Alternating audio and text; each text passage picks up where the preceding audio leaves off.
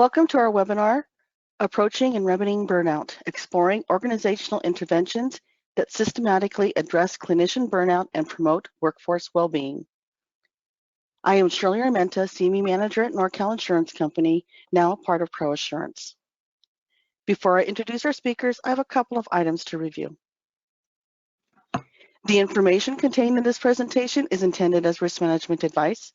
It does not constitute a legal opinion, nor is it a substitute for legal advice. Legal inquiries about topics discussed during this presentation should be directed to an attorney. Our speakers are Dr. Kanan Mannion and Dr. Louise Andrew. Dr. Andrew is a fifth-generation physician, first-generation lawyer who trained and was on the faculty at Johns Hopkins School of Medicine for many years.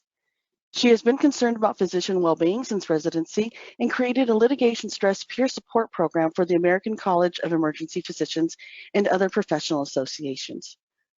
For 3 decades, she has been an international speaker and maintains a website, mdmentor.com, that is an educational and counseling resource for physicians in the areas of litigation stress, expert witness, and licensure issues, and has another site dedicated to prevention of physician suicide. Dr. Mannion's career in psychiatry, coaching, and consulting spans 35 years in diverse settings and, combined with his own mid-career journey into burnout, informs his avid interest in clinician well-being. And now I'm going to hand off the presentation to Dr. Andrew. Thank you, Shirley. Good afternoon or evening, everybody, and thank you for being here tonight. I'm delighted to be here again to help address this important topic along with my colleague, Dr. Kanan Mannion. You can see the learning objectives, all of which we plan to address. We also have provided extensive supplementary materials in your handouts. Indeed. Welcome, everyone. I'm Kanan Mannion. Thanks so much for having us. Our hope for the session today is really to create a conceptual framework for approaching clinician burnout from the organizational perspective. We're going to begin with an overview of the overall state of clinician distress. And then we'll clarify how burnout feeds off of and into everything else. We'll discuss some approaches to assessing and beginning to remedy burnout in your organization, and also suggest some next steps you can begin to implement immediately.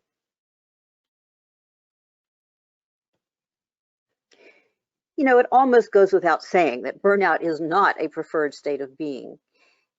Practically speaking, though, the actual profession doesn't much matter. If you're in any kind of people work, burnout is bad. It's bad for your organization, bad for the people you're serving, and bad for the people who work with you to serve the people your organization exists to serve. But why do we in healthcare and medicine particularly care about burnout? It's because burnout directly causes suboptimal care. And suboptimal care for patients directly translates into diminished safety. This has many repercussions. For the patients you serve, burnout has been shown to result in worse outcomes, reduced safety. For your personnel, it means reduced safety and diminished wellness, reduced joy in practice, and unhealthy work culture going forward. And for your organization, of course, as well as for all the individuals within it, burnout can lead to increased liability. We started this conversation here in NorCal about almost 3.5 years ago with our webinar on boosting individual immunity to burnout. At the time, I don't believe anyone fully appreciated the magnitude of the problem.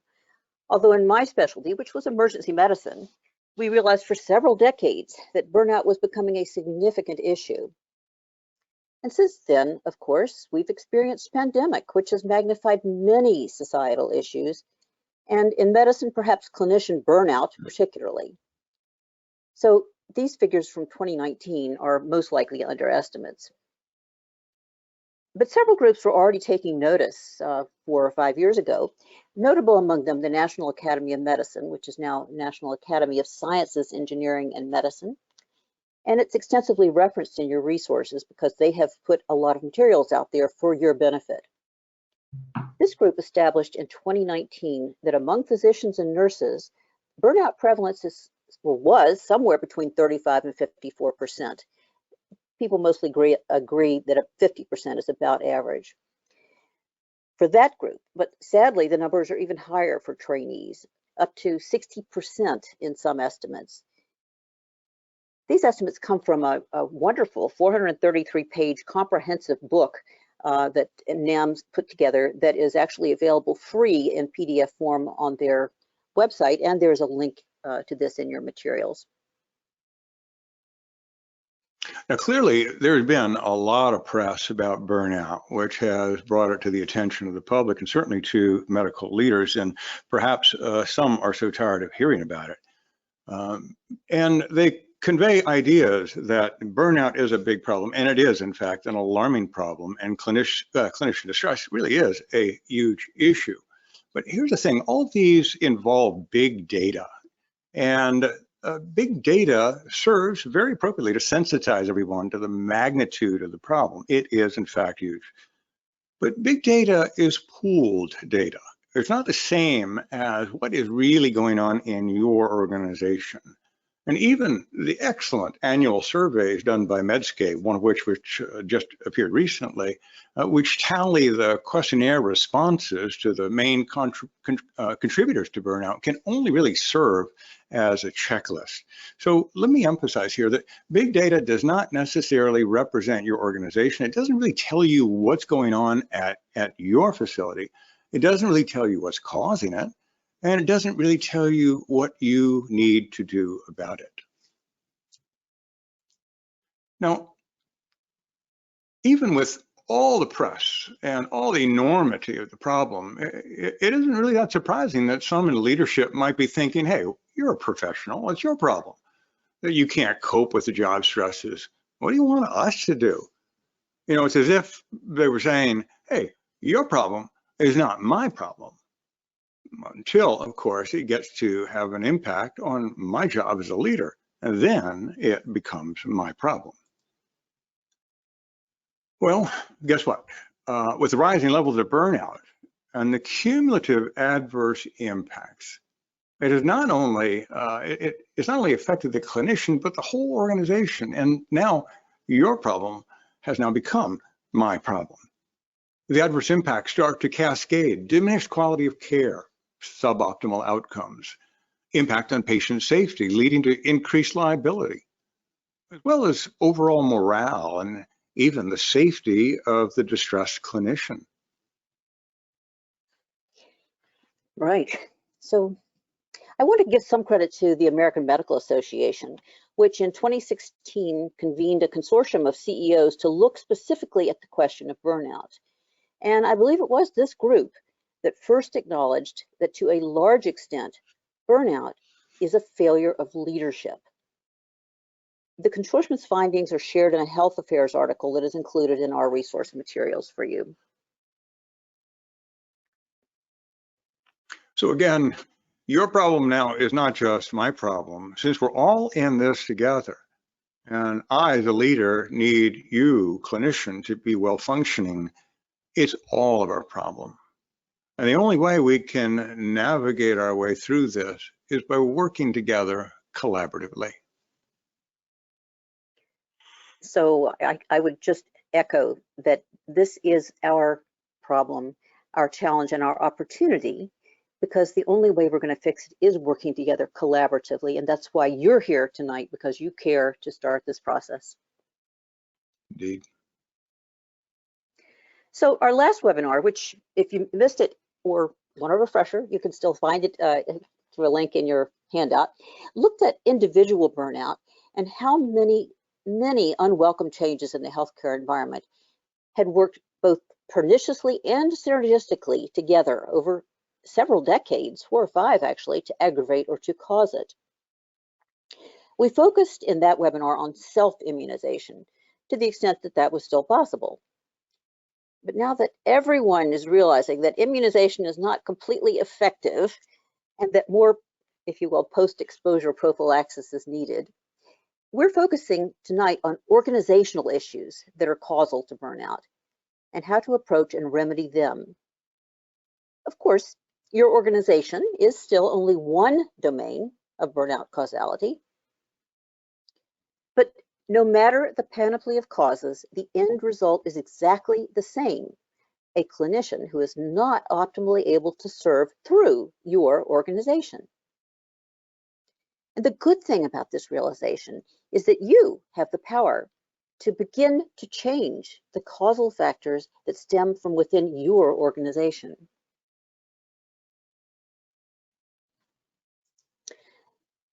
So at the time of that last webinar, everyone was struggling not only with the cause, but with the very definition of burnout. The industry seemed to be diagnosing or even labeling clinicians as somehow suffering from a lack of resilience, a weakness or moral failing that bordered on inadequacy, suddenly becoming unable to handle the stresses of practice that all prior generations had been perfectly able to handle. So those of you listening in who are clinicians will recognize, since the giants walked the halls, ... In this case, the implication was you all have become wimps. Pretty insulting. Then, because of a survey that showed an increase in suicidal ideation in surgeons who self-identified as experiencing burnout, some scholars, and sadly, especially the media, began to equate burnout with depression, which it's not. When the ICD-11 came out with a diagnostic code for burnout, it was very easy to make the leap that burnout is an illness. But it's not an illness. It's not a lack of resilience. In fact, a 2020 Mayo study, which is referenced, Sinsky et al. In JAMA, proved that physicians as a whole are far more resilient than the general population. Yet, even the 29% of physicians with the highest resilience scores suffered burnout. So, if burnout is not depression, not illness, and not a lack of resiliency, then what the heck is it? Well, based in part on the modified Maslach criteria, burnout is an occupational stress syndrome, which occurs in people who do high-intensity people work. And burnout is characterized by exhaustion, detachment, and a reduced sense of efficacy or accomplishment. Now, unfortunately, the term burnout has really become a catch-all phrase, and it's now often used to shortcut everything that is causing clinician distress. But when we ponder the array of elements that are creating clinician distress, this is what we see: a matrix. It's a blend, it's a collage. And the collage consists of a number of separate and sometimes very discrete elements. There are a host of stressor elements that are really not burnout per se: compassion fatigue, moral injury, grief, trauma and PTSD, the clinical syndromes of depression and anxiety. And it's a mistake to put all of these under the burnout tent, not because they don't in some fashion contribute to the wear down that leads to burnout, but because they are actually syndromes in themselves that really call for their own special approach. And if you ignore the separate reality of these, of PTSD, of grief, of moral injury, and the others, then you'll surely frustrate your efforts at burnout remediation. And I'm very gratified that this collage includes two areas: litigation stress and depression and suicide prevention, that are very dear to my concern. And they're issues that we and others have addressed elsewhere, and specifically with a couple of prior webinars on the NorCal Wellness site, which again is free to everyone and is referenced in your materials. Now, since so many have mischaracterized burnout as an illness, then they've understandably followed the diagnostic reasoning that goes along with that you either have the illness or you don't. And so they have this binary sort of mindset. It's either this or it's that. You either have burnout or you don't. either not okay and have burnout, or you're okay, in which case you don't have burnout. But this is really a flawed conceptualization that only makes the diagnosis when the illness is fulminant. But it actually ignores all of those who are headed toward burnout, but whose burnout is really not yet full blown. Rather, I think it's important for us to conceptualize an intermediate phase here, an interim phase between being okay and in burnout, and to see this as a continuum. And that intermediate phase, that building up of symptom severity to frank burnout, is a phrase that we'll call wear down. Now, brace yourself for this. There's even a phase beyond burnout and another phase beyond okayness. Now, I recognize these really aren't highly scientific terms. We all know that okay is not really thriving. See, for our purposes, we're going to call that optimal state of thriving engagement. And while burnout is bad enough in its symptoms of exhaustion, detachment, reduced accomplishment, as Louise just went over a moment ago, my experiences led me to conceptualize an even more severe form that I call meltdown. When a clinician is in meltdown, they can't prioritize anymore. They're mentally foggy, they're overwhelmed, perhaps emotionally fragile, sometimes even zombie-like numb. Such a state might actually precipitate safety concerns for patients as well as for that clinician. And I think it's fair, actually, to refer to this state as an occupational health emergency. Now, the remedy for this is not discipline. Rather, it's to offer compassionate, collaborative intervention to help unburden that clinician and enable them to heal. Now, extrapolating from those Maslach burnout criteria where we saw exhaustion, detachment, reduced accomplishment, we see here that there are really three domains where burnout symptoms are manifested: the energy domain, the connection domain, and the accomplishment domain. Now, when you also look at each of these domains, you realize that you can drill down further. And so looking simply at this one domain, the energy domain, you can see that there are other manifestations of burnout other than what we usually expect as physical.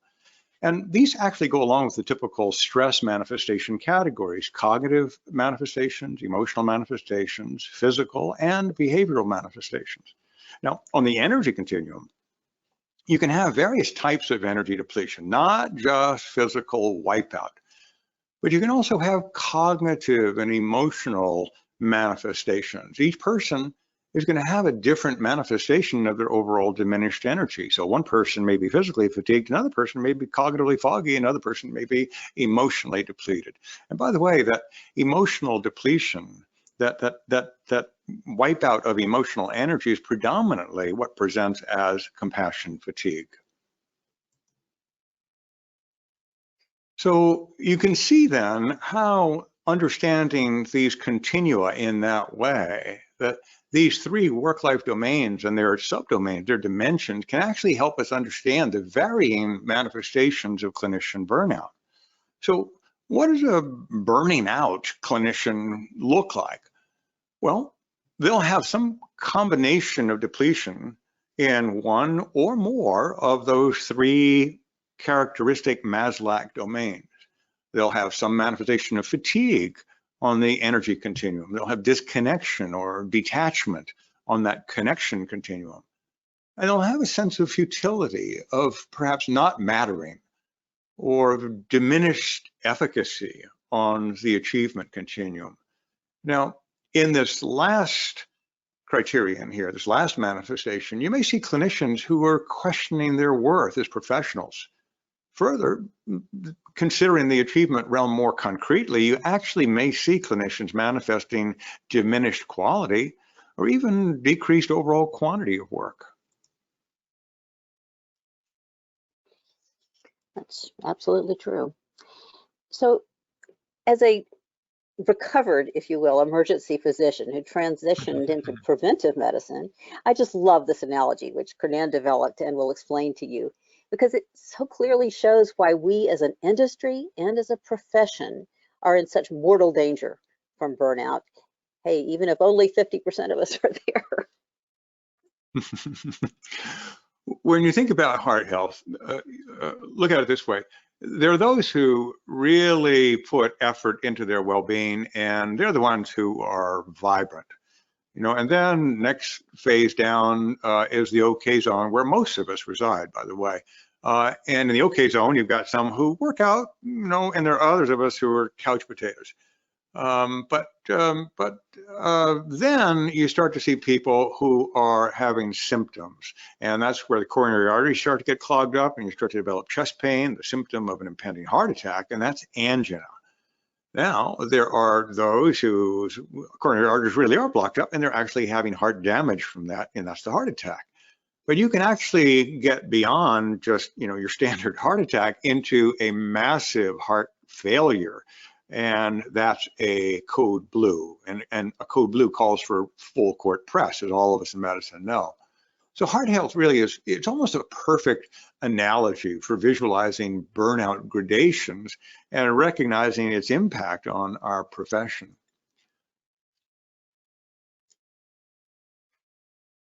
Now imagine this for a moment, that there's an organization across town perhaps, and they have kind of the standard distribution of cardiac well-being.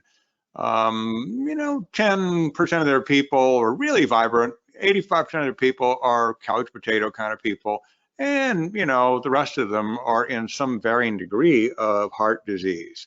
Only 5%, only 5% of these people are in the not okay zone. Fortunately, none of them are in the code blue zone. Now let's imagine that there's your organization here, and you discover that 50% of your people are asymptomatic, they're okay, while the other 50% are not okay. Now, not knowing that healthy organization exists across town, I can imagine some of you saying, well, hey, 50%, that's pretty good. Our people are going strong. We're fighting the good fight.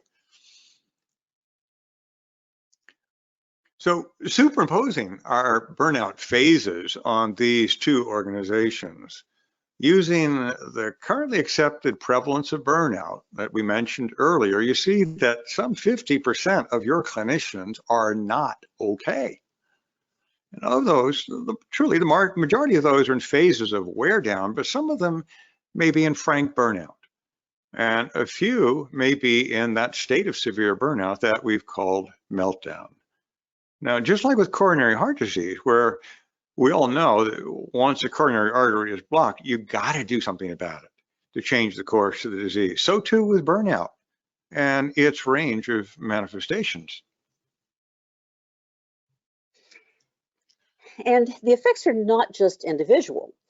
In a 2017 Mayo study, Tate Shanafelt showed that for every 1% increase in burnout, there's a 30 to 50% increased likelihood of reduced work effort. This is from personnel records, and that means cutting down on hours, maybe quitting that job, maybe quitting medicine, at a huge cost, incidentally, both to the organization and to society. The whole organization, and in fact, our whole healthcare system, is suffering for every day and every degree of burnout that's not addressed. In our last webinar, we made the point that burnout has analogies in the coal mining industry. If the canary needs resuscitation, one can't just put it back in the same toxic environment which knocked it out in the first place. If your clinicians are like most of the rest of the medical industry in the throes of burnout, you need to change the mind.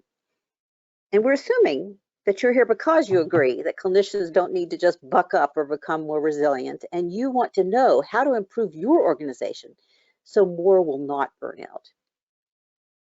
So necessary that you recognize this as a problem which affects your clinicians and your organization in a very fundamental way, and it's not going to change on its own. It's not due to clinician deficiency, and it has multiple domains of causality, each contributing an array of stressors, and one domain is coming from within your organization. And this gives you both the challenge and the opportunity to determine which elements of stress are coming from your organization and again, the challenge and the opportunity to collaboratively develop solutions based on what's causing the stress.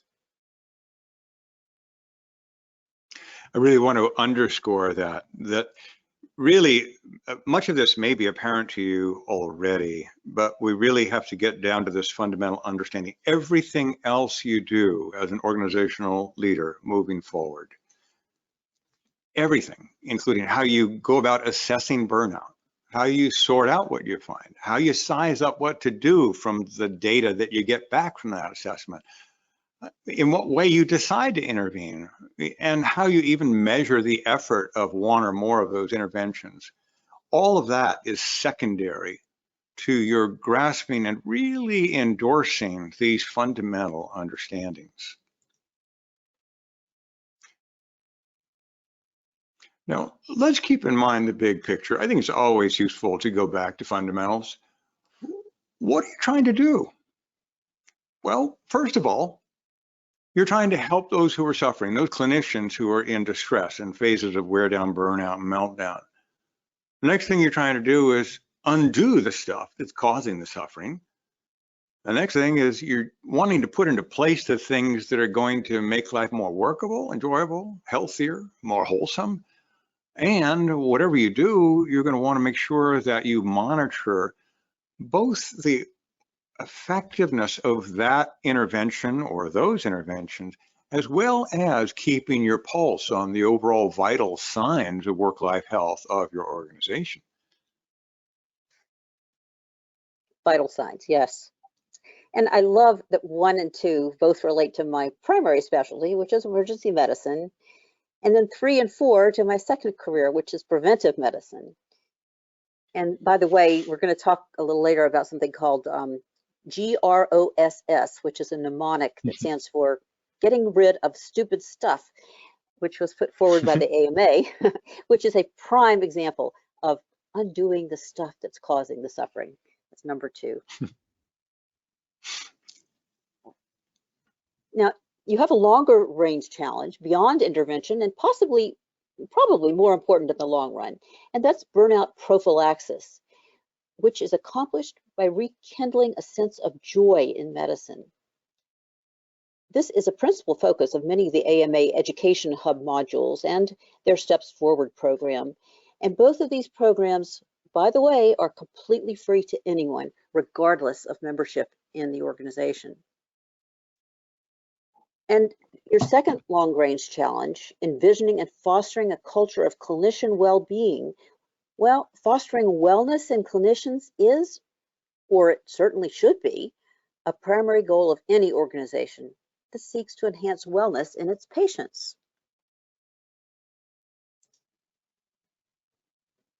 Now, what we'll be covering next are some broad brushstrokes here.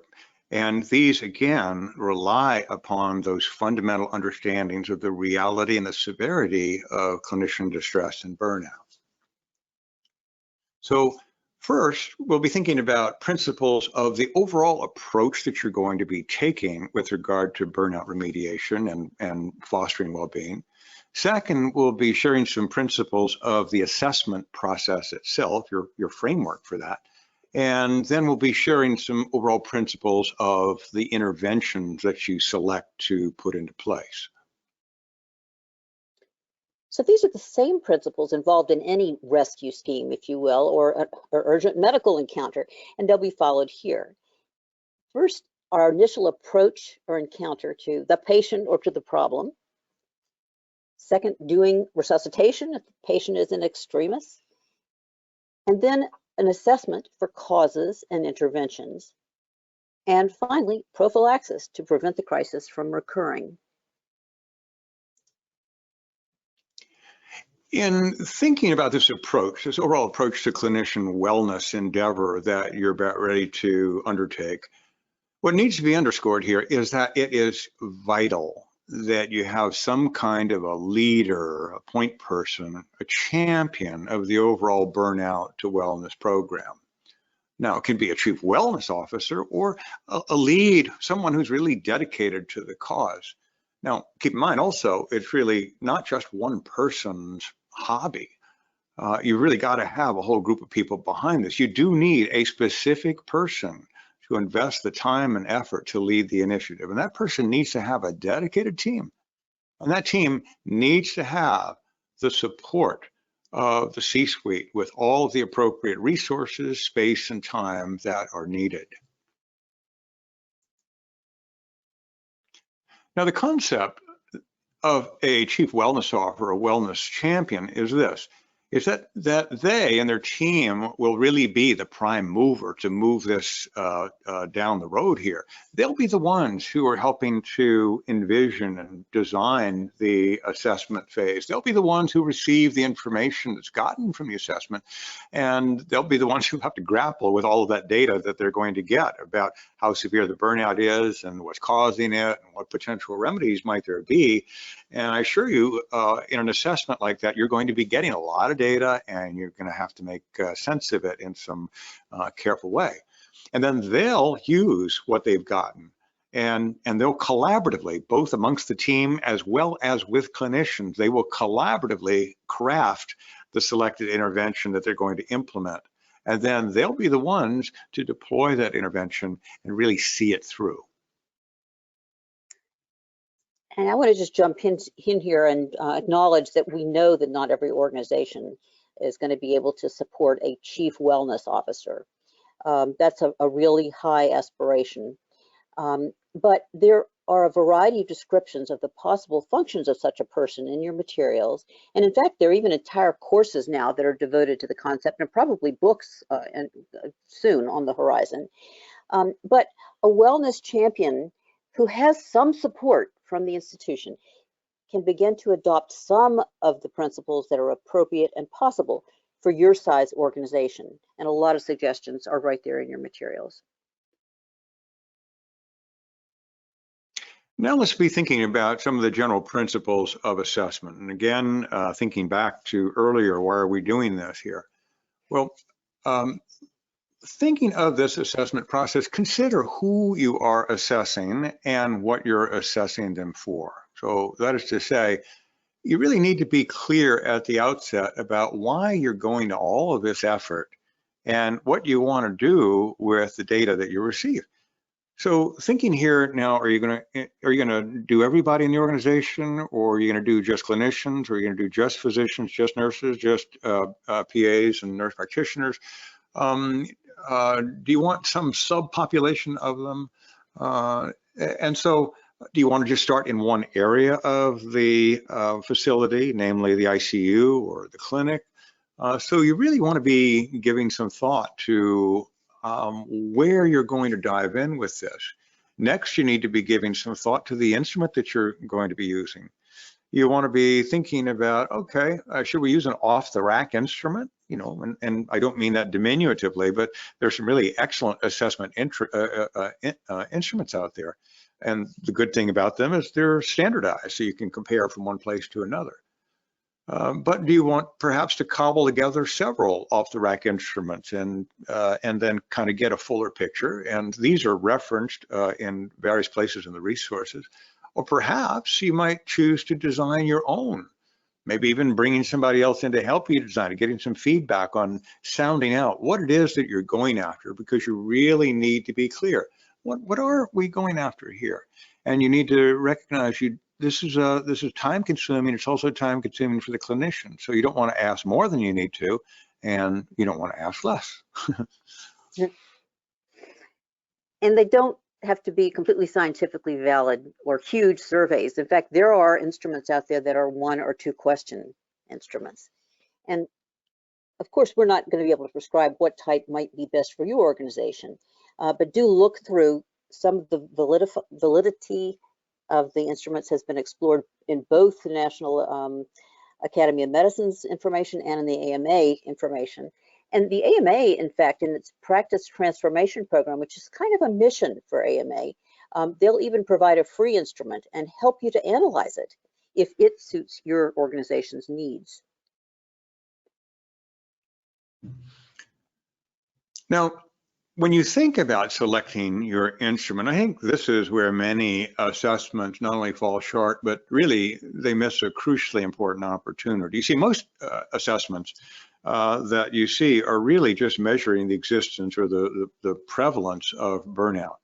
And that's helpful to know, but it really doesn't tell you much in terms of what's causing burnout, where amongst your subpopulations of clinicians it's occurring, and it really doesn't help you understand what you might want to do about it.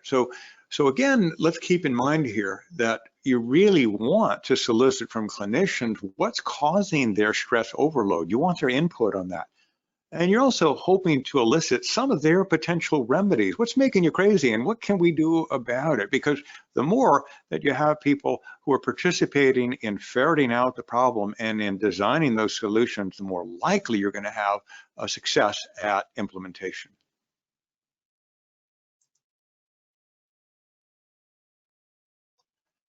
Now, still focusing on the principles of assessment, it's critically important to get buy-in, and you'll hear us say this over and over again.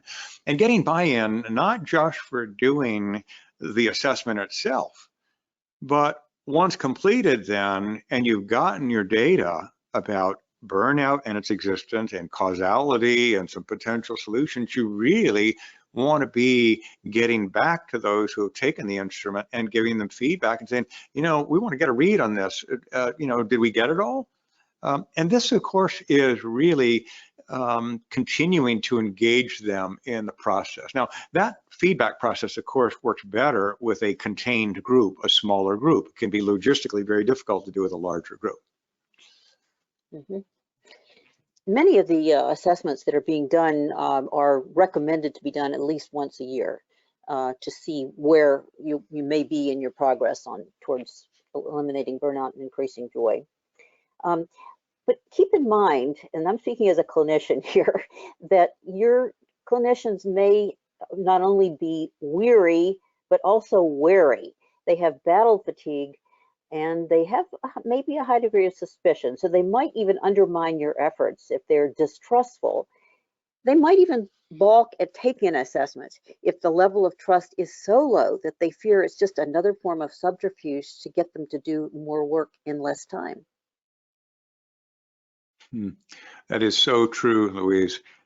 And we need to be attentive to clinicians' weariness, because actually that's one of the core features of burnout, and also their wariness, their reticence, their hesitation, because they feel like things aren't changing, and just simply throwing another ice cream sundae at the problem is not going to remedy it.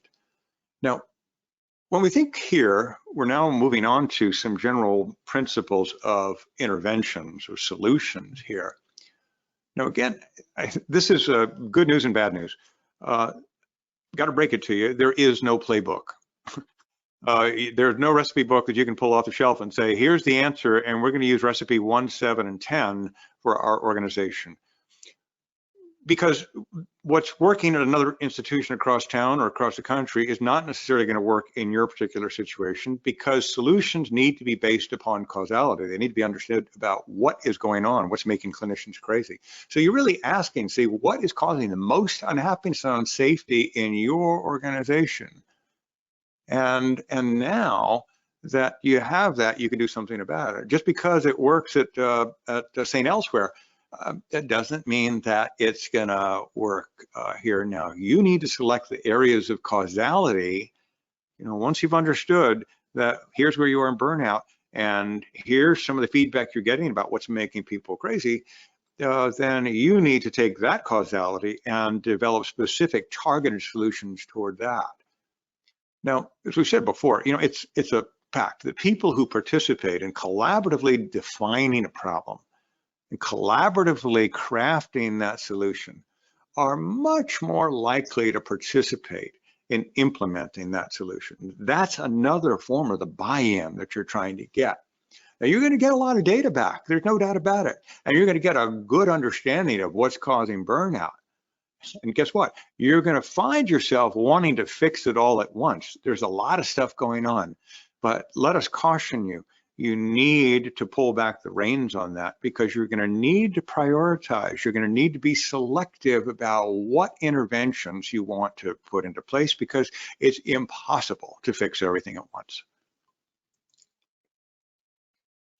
Now, as we Louise and I examined the array of remedies that people are using across the country that they've undertaken to try to help deal with burnout. We found that really you can cluster them into three overall categories, what we call the 3 Ps relating to burnout intervention: people, problem, and process. They're people-focused interventions. These are the ones that are helping your people manage the stresses inherent in the profession. There are those that are problem-focused interventions, and those are helping develop solutions to specifically identified problems, the ones that are making people crazy. And then there are the process-oriented interventions. These are the ones that work on how people work together and how can they better work together. Now, there are several principles that we believe are really key to achieving effective interventions. First of all, as we said earlier, you need, just as you need an overall burnout prevention and well-being endeavor key person, a champion, for each intervention that you're going to put into place, you really need somebody to take charge of that intervention, whether they're from your core group of people who are running the overall project, or whether they're the lead who is one of the clinicians who's willing to take this on. You need to have clinician buy-in. You need to be thinking about a timeline of that intervention. You're not just going to throw out another ice cream sundae and then come back and measure in a year. Well, you know, did they enjoy the ice cream sundae? Are they feeling better about their lives? And you need also to be thinking of, how are you going to measure the success of that intervention? How's it working? Is it working well? Are people buying it? Is it making a difference, or is it not working well? And what can we learn from that? So again, you know, keep that in mind, because you're not just going to simply throw things out there and then come back in a year and see if it helped with burnout. Right. So there are a number of examples of intervention successes that we've included in your resource materials. So in the range of people-oriented interventions, this would include some very comprehensive programs, such as the Mayo's Compass Group program. This is championed by Colin West, who's their CWO. And it's a closed, time-limited, voluntary study and support group model, very effective, but also very intensive and requires tremendous commitment on the part of the institution. There are other people-oriented programs, such as the peer support program that the University of Nebraska has developed, and this was just recently put out as one of the AMA modules, a Steps Forward program, which is a kind of collegial support and intervention program, if you will, a kind of first aid for colleagues in distress that's led by other colleagues. And as a third model, I believe it's Eastern Virginia University, Carilion in Richmond, has a kind of a buddy check system, a check-in system, assuring that everyone who wants it in their organization, and even some who may not realize they want it but actually need it, has an outlet for sharing their concerns on a regular basis. And this particular one is kind of cool. It's prompted electronically, and it's open to everybody. I mean, you could even join that today yourself, whether you're a clinician or not, and see how it works before suggesting it to people in your organization. Then there are the sort of problem-oriented interventions, including programs in which clinicians are encouraged to reveal issues, all issues within their environment. Of course, the one that gets the most attention is electronic medical record use, and importantly, not just to reveal issues, but to have input into changing those programs to be more user-friendly and less frustrating due to the excess burdens of documentation, unnecessary prompts, and what has been termed death by 1,000 clicks. Then there's, as we mentioned, this getting rid of stupid stuff program, which encourages clinicians to uncover things that are all kinds of things that are reducing their joy in practice and not contributing to improved patient care. And there are lots of other problem-oriented interventions, including encouraging the use of scribes, allowing non-clinician staff to perform completely up to the limits of their capability, and also empowering patients to be proactive and doing some of the things that there's no reason that a doctor has to be asking them about if they can do it on a form, for example. And then there are the process-oriented approaches, which are, how people and processes work together, or how they can best work together to solve issues. This would include things like how to communicate effectively and to work and communicate in teams rather than as individuals, which is, of course, how most doctors are kind of programmed to function by virtue of our training. It also can include things like reviewing patient encounter flows. How does a patient actually make it through the system? Or how does a clinician actually make it through their day? And how can this flow be improved? Not just, this is the way we do it, take it or leave it, but how can we make this easier and more joyful for everyone? Team huddles, which can happen anytime, but often they happen at the beginning of each shift or each day. And these are designated times to air both successes and issues that may not be successful, and to get some suggestions for changing our approaches to them. AMA has some very extensive tips on how to enhance team efficacy, including some very specific suggestions for how you conduct effective team meetings, and they're in your handout materials. And I don't want to forget to mention that onboarding, and maybe even equally, if not more important, offboarding, that is exit interviews, are very important examples of process-oriented approaches that are designed to improve the way your teams either work together or to discover how they really didn't. So that's a lot. There are a few key takeaways that we want to be sure that you recognize and acknowledge: that it is a huge, complex problem. It's in your court, it's in all of our court, and it's not going away by itself. Burnout calls for an investment of time, personnel, and resources. That means money, guys, and people.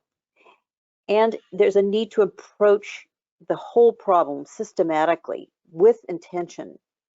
It's not a one-time effort. You're going to have to continuously assess your progress towards clinician well-being in order to try to get there.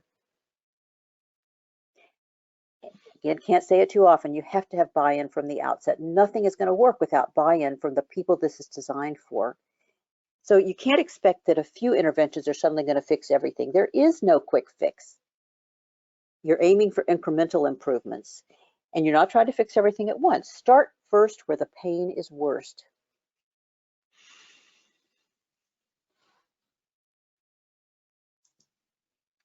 Now, we know you're sitting there, and like most webinars we've all attended, you get bombarded with so much information, and we hope we presented some new ideas here, some new frameworks.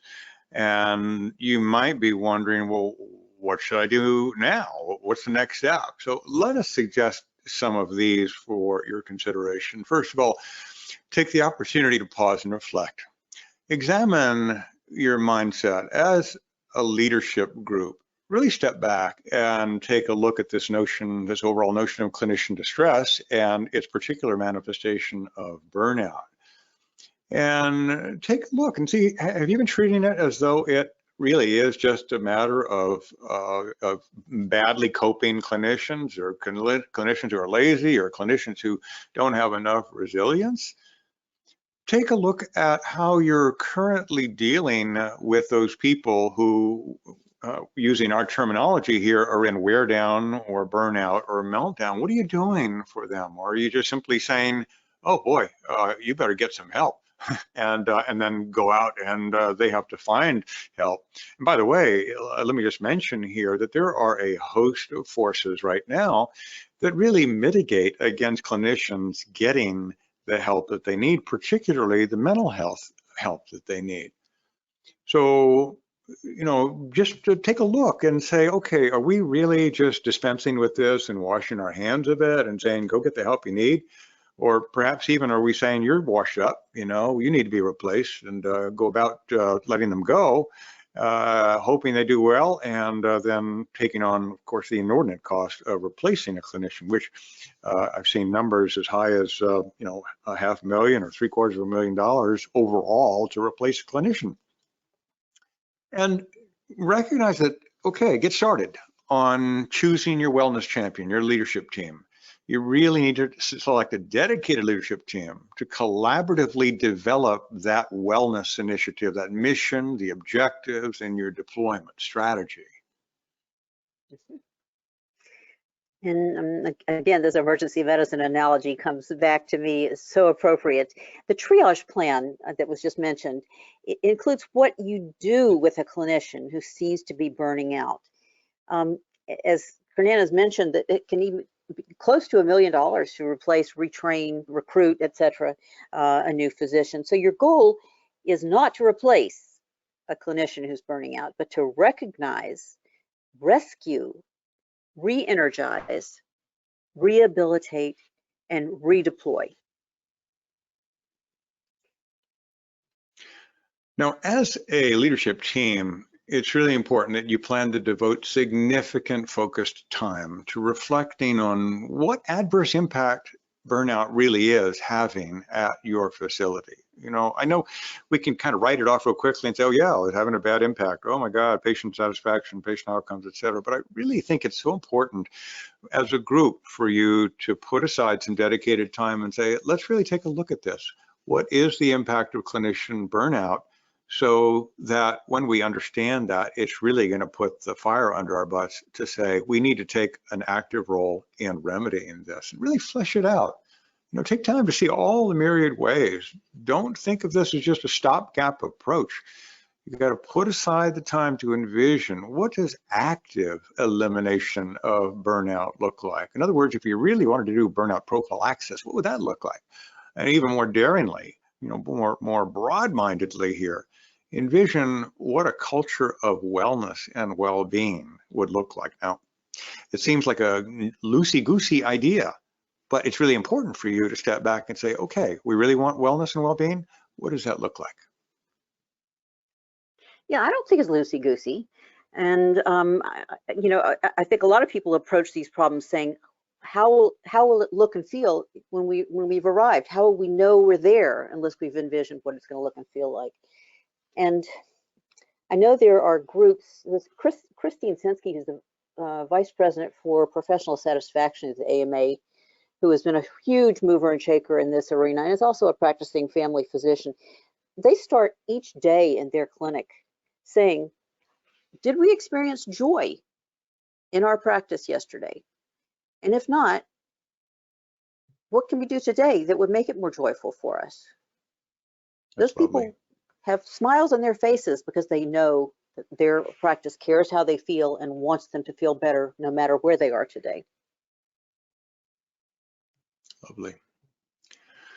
So yes, indeed, continuing our next steps, get to work immediately with that selected wellness team on selecting and deploying, first of all, get your team together, and then get them on board working toward what are we going to do to get the assessment process going? How are we going to get ourselves focused on getting this project going and really putting our efforts behind it? Commit to becoming an avid student of burnout prevention and well-being promotion. Join with others toward actively eliminating burnout as if your organization's existence depended upon it. Because in a sense it does.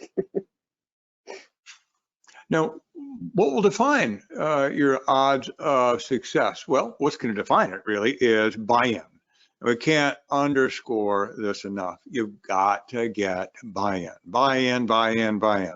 You got to get buy-in on the overall concept. You got to get buy-in on the plan to assess clinicians, keeping in mind their weariness and their wariness, keeping in mind what you're actually going after in your assessment process. You got to get buy-in on the findings of the assessment, whether they really fit the real picture. You got to get buy-in on the collaborative plan of approach to developing some targeted interventions. And once you come up with those, you gotta get buy-in on how you're gonna monitor the effectiveness and then determine next steps.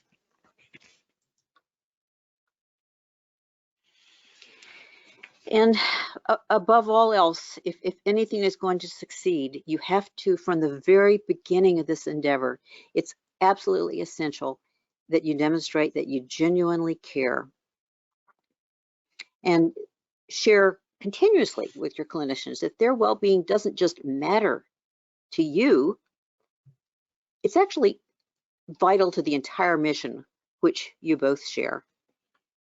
Because we all know, but we don't always necessarily practice, people don't care what you say or do until they see that you care. I think the fact that you've just invested an hour of your time in this webinar proves that you care. And now it's a question of going forward and making it obvious to everyone who works with you. I think this quote from the poet Goethe really hits the nail on the head here, speaking about getting movement. He wrote, "Then indecision brings its own delays. Days are lost lamenting o'er lost days. Are you in earnest? Seize this very minute. What you can do, or dream you can, begin it. Boldness has genius, power, and magic in it."